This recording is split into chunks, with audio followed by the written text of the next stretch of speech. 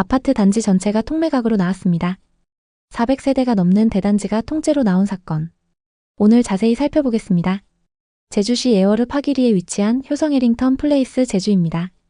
이 단지는 2024년 12월 준공된 지상 8층 총 425가구 규모의 신축 아파트인데요. 놀랍게도 425가구 중 424가구가 통째로 공매로 넘어가는 초유의 사태가 벌어졌습니다.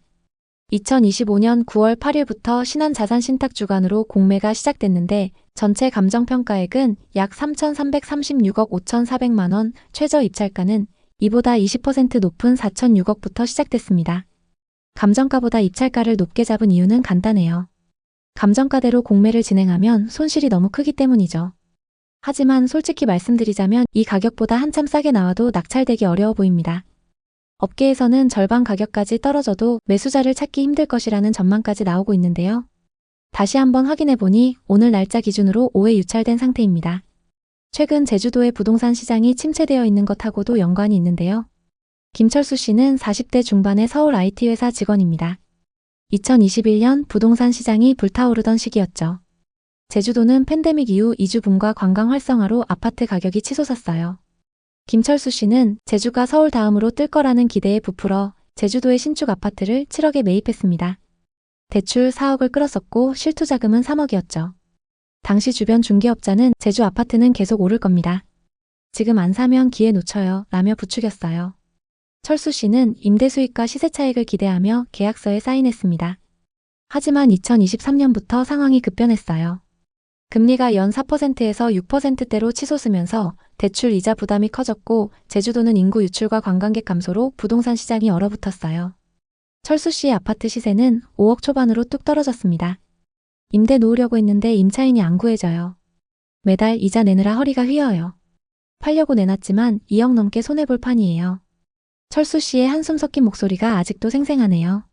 실제로 제주도의 미분양 물량은 2025년 2월 기준 2,614가구였고 8월에는 2,534가구로 소폭 줄었지만 준공 후 미분양은 여전히 1,000가구를 넘어요. 철수 씨처럼 상승장에 과감히 뛰어들었다가 손실을 본 투자자들이 많습니다. 제주 애월 지역의 문제점은 뭘까요? 첫째, 과도한 공급이에요. 2020년, 2021년 제주 부동산 붐을 타고 건설사들이 앞다퉈 아파트를 지었지만 수요가 따라오지 못했어요. 둘째, 높은 분양가입니다. 애월은 제주 시내와 달리 생활 인프라가 부족한데도 분양가가 서울 외곽 수준이었죠. 셋째, 외지인 의존도가 높아요. 제주 부동산은 외지인 투자와 관광객 수요에 크게 의존했는데 팬데믹 이후 관광 패턴이 바뀌면서 수요가 급감했어요. 이런 구조적 문제가 겹치면서 김철수 씨 같은 투자자들이 큰 손실을 떠안게 된 거예요. 왜냐하면 제주 신축 아파트의 전세가와 비교해보면 답이 나옵니다. 제주 신축 아파트의 35평 기준 전세가는 4억 초반에서 4억 중반 정도예요. 효성 해링턴 플레이스 제주는 전세를 3억 후반 정도 받을 수 있을 텐데 제주도의 전세가율이 약 60%라고 가정하면 매매 시세는 6억 5천만 원 수준이 됩니다. 그런데 공매로 나온 가구당 평균 가격은 무려 9억이 넘습니다. 분양 당시 전용 84타입은 8억 9천만 원, 122타입은 13억 4천만 원으로 제주 평균 분양가보다 2억 이상 비쌌죠. 이 아파트는 애월읍 파기리에 위치해 5층 이상 고층에서는 멋진 오션뷰를 자랑하지만 제주 시내 생활권과는 다소 거리가 있어요. 높은 분양가와 수요 감소가 겹치면서 이런 참혹한 결과가 나온 겁니다. 이건 단순히 안 팔려서 미분양됐다로 끝날 문제가 아니에요. 시행사와 건설사는 아파트를 지을 때 자기 자본이 아니라 PF 대출로 공사를 진행하죠. 아파트가 다 팔릴 걸 예상하고 대출을 받아서 짓는데 이렇게 안 팔리면 대출을 못 갚아요. 금융사 입장에서는 부실 채권이 쌓이니 공매나 경매로 넘겨 원금을 회수하려는 거예요. 이 단지 하나에 4천억이 물려있는 상황입니다. 이제 본론으로 돌아가서 효성 해링턴 플레이스 제주 사태의 근본 원인을 짚어볼게요. 건물 자체는 잘 지었어요. 문제는 땅값입니다. 부동산 개발에서 땅만 확보하면 절반은 성공이라는 말이 있죠. 하지만 이 단지는 땅을 너무 비싸게 샀어요. 땅값이 비싸니 분양가도 올라가고 결국 소비자에게 부담이 전가되죠. 제주뿐 아니라 전국적으로 이런 사례가 많아요. 2025년 하반기 기준 전국 미분양 주택은 62,244호로 전월 대비 1,500호 감소했지만 비수도권은 여전히 5만 호 이상입니다.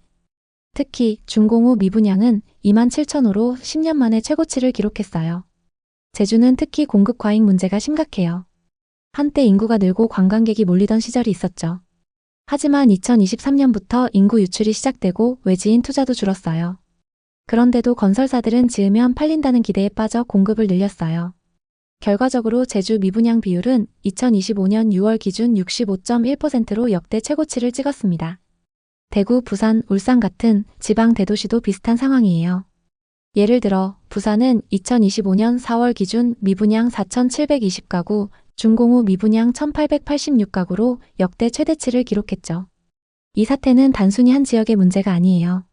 우리나라 부동산 시장의 총체적 문제를 보여줍니다. 고금리로 대출 부담이 커지고 경기 침체로 실수요가 줄었으며 소득 대비 높은 집값 때문에 구매력이 떨어졌어요. 게다가 지역별 양극화가 심해지면서 서울, 강남 같은 하프를 제외한 대부분 지역이 침체를 겪고 있죠. 박민지 씨는 30대 후반의 제주 카페 사장님입니다. 제주도의 부동산이 오르던 시기, 앞으로 제주도는 수도권만큼 오를 거야, 이런 기대로 분양권을 샀어요. 31평 한 채를 7억 4천만 원에 계약했고 중도금 대출을 승계받았습니다. 당시 부동산에서는 입주 시점에 프리미엄 붙여 팔면 시세 차익 2억은 기본이라고 장담했죠. 민지 씨는 카페 매출로 이자를 갚으며 입주를 기다렸어요. 하지만 준공 후 상황은 최악이었어요. 부동산 시장이 얼어붙으면서 매수세가 끊겼고 분양권은 마이너스 프리미엄으로도 팔리지 않았습니다. 민지 씨의 아파트 시세는 5억 후반대로 폭락했어요. 전세 시세도 원하는 가격보다 많이 싸게 나왔습니다. 프리미엄은커녕 손해가 얼만지 모르겠어요. 민지 씨의 목소리에는 절박함이 묻어났습니다. 실제로 2023년 이후 제주 미분양은 꾸준히 증가했고 신축 아파트들의 매매와 전세 시세가 동반 하락했습니다. 높은 분양가와 수요 급감이 주 원인이었어요. 그 중에서도 앞서 살펴봤던 효성 해링턴 플레이스가 위치한 애월 지역의 추가 문제점을 짚어보면 인프라 부족이 큽니다. 애월은 관광지로 유명하지만 상주 인구가 적고 학교, 병원, 대형마트 같은 생활 기반 시설이 부족해요. 게다가 관광 수요 감소로 임대 시장도 위축됐죠. 제주를 찾는 외국인 관광객이 줄면서 임대 수익을 기대했던 투자자들은 큰 타격을 받았어요. 높은 금리도 한몫했어요. 평균 담보대출 이자율은 2~3%대에서 4~5%대로 치솟았고 월 이자 부담이 크게 늘었죠. 서울, 강남, 판교 같은 하프를 제외하면 대전, 대구, 부산의 미분양이 심각해요. 2025년 4월 기준 대구는 미분양 8,800가구, 울산은 준공 후 미분양 1,000가구 이상을 기록했어요. 정부는 미분양 해소를 위해 노력 중이지만 건설업계는 더 강력한 지원을 요구하고 있죠. 예를 들면 대출 규제 완화나 분양가 상한제 완화와 같은 걸 원하고 있습니다. 하지만 근본적인 해결책은 경제 활성화와 수요가 있는 곳에 공급하는 것입니다. 2020년, 2021년처럼 아무데나 지어도 팔리던 시절은 끝났습니다. 고급 주거나 하이엔드 시장도 마찬가지입니다. 공급을 적정선으로 유지하는 게 방법일 수 있어요. 이영희 씨는 50대 초반 주부로 2021년 부산 해운대 신축 아파트에 투자했어요. 상승장이던 시기에 지방 대도시면 안전할 거라는 생각으로 퇴직금과 모았던 돈 전부를 털어 아파트를 샀습니다. 대출도 풀로 끼고요.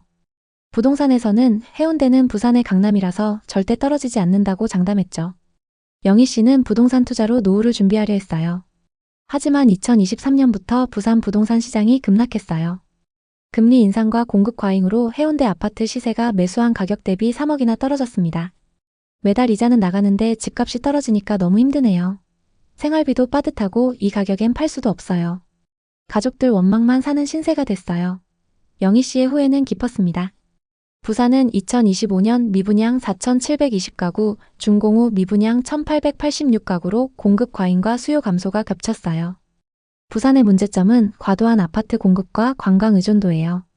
팬데믹 이후 부산을 찾는 관광객이 줄면서 임대 수요가 급감했고 고급 아파트의 높은 분양가는 실수요자들에게 부담이었죠. 광역시 중에서도 대장이라고 불리는 부산도 이런 상황인데 다른 소도시들은 어떨까요? 지금 부동산 시장은 옥석 가리기의 시대로 접어들었어요. 특히 서울 수도권과 지방의 양극화가 심해지는 상황에서 외곽 부동산에 잘못 투자했다간 큰 코 다칠 수 있어요. 미국과 중국도 부동산 경색이 심화되고 실물 자산의 위기설까지 언급되고 있죠. 우리나라도 거품이 언제 꺼질지 알 수 없습니다. 제가 최근 만난 사업가분이 강남의 꼬마 빌딩을 보고 계신다고 해서 신논현역과 언주역 사이 건물들을 같이 살펴봤어요. 근데 그 주변은 교통이 좋은 곳인데도 공실이 수두룩합니다. 리모델링한 건물도 수개월째 비어 있어요. 하지만 가격은 어마어마합니다. 공실인데 왜 이렇게 비싸냐고 하시길래 다 땅값이에요. 가치 있다고 믿으니까요. 라고 했죠. 지금 부동산 시장이 딱 이런 상황입니다. 수익은 마이너스인데 가격은 안 내려요. 마지막으로 부동산 투자에서 실패를 피하려면 몇 가지를 기억해야 해요. 첫째, 철저한 시장 조사가 필수예요. 공급 물량, 지역 인프라, 수요 변화를 면밀히 분석하세요. 둘째, 무리한 대출은 금물이에요. 금리 상승을 감당할 수 있는지 계산해보세요. 셋째, 상승할 거라는 막연한 기대는 위험해요. 2020년, 2021년 같은 호황은 다시 오기 어렵습니다. 앞서 살펴본 투자자들의 사례처럼 상승장의 달콤한 유혹에 넘어갔다가 큰 손실을 본 경우가 많습니다. 앞으로도 영상을 통해 부동산 투자 실패 안 하는 방법을 계속 공유드리겠습니다. 오늘 이야기 어떠셨나요? 혹시 이와 비슷한 부동산 고민이나 경험이 있으신가요? 여러분의 이야기가 있다면 자유롭게 공유해주세요. 당신의 경험이 누군가에게 큰 힘이 될 수 있습니다. 오늘의 이야기에 공감하셨다면 구독과 좋아요를 눌러주세요. 오늘도 시청해주셔서 감사합니다. 다음 편엔 더 좋은 내용으로 찾아뵙겠습니다.